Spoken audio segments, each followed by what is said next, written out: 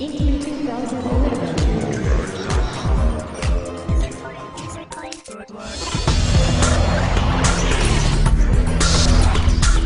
Modern Warfare 3 picks up at the end of Modern Warfare 2, where Russia has invaded the east coast of the United States, as you remember, has wiped out Washington, D.C., and the U.S. is really scrambling to drive them out.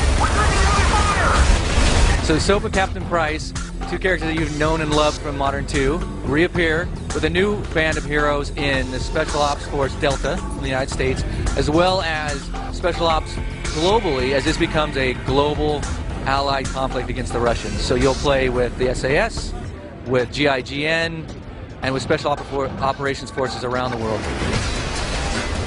The battles begin in the harbor of New York City as we push Russia out, and it becomes really a fully global experience. So you have battles in Paris, in Berlin, in London, in Africa, in Prague, across the world. As you know, Modern 2 was a phenomenal game, and we're building on the shoulders of greatness there. So we've been able to add technology and innovation to the engine and really push the hardware as far as it can go. We're excited about that, and I think this year, more than ever, we're really taking advantage of everything it has to offer.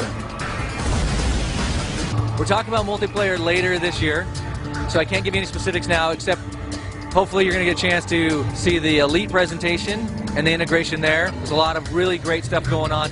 Elite's going to integrate with Modern Warfare 3 in a way that is going to bring connectivity, social media, competition, and the ability to improve in ways that we've never had before. So I think that's going to be exciting. And then more on the multiplayer specific later this summer. You know, motion control is one of those peripheries that I think everyone wants to try and incorporate in a way that's additive to the game experience, right? If it can make it so that our players enjoy the experience in a new and unique way, we'd love to be able to do that.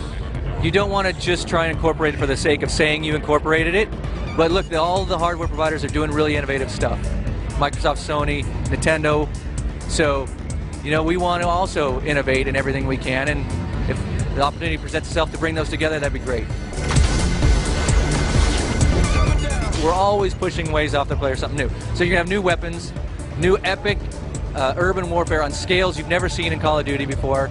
There's going to be new mechanics, new modes in Spec Ops and multiplayer. So there's a ton that we're excited to show you that I think that the gamers are going to love. This year, you're going to play right around the corner here, Spec Ops Survival Mode. Spec Ops Survival Mode is a single player or a co-op experience where you are battling waves of enemies, upgrading your character, and fighting for as long as you can against increasingly difficult waves of enemies.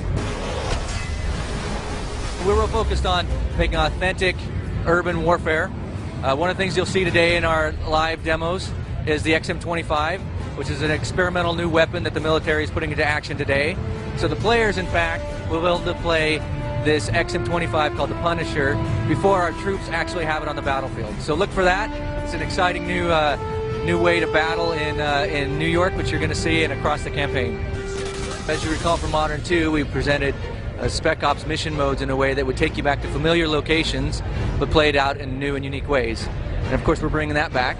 It's a common misconception that Modern 3 is a trilogy. Modern 3 is a continuation of the story from Modern 2. And it's exciting. We're bringing back all the heroes you know, and we're taking them on new adventures around the world. However, we're not calling it a trilogy. Modern Warfare 3 comes to global release November 8th, 2011 on the PS3, the 360, and the PC.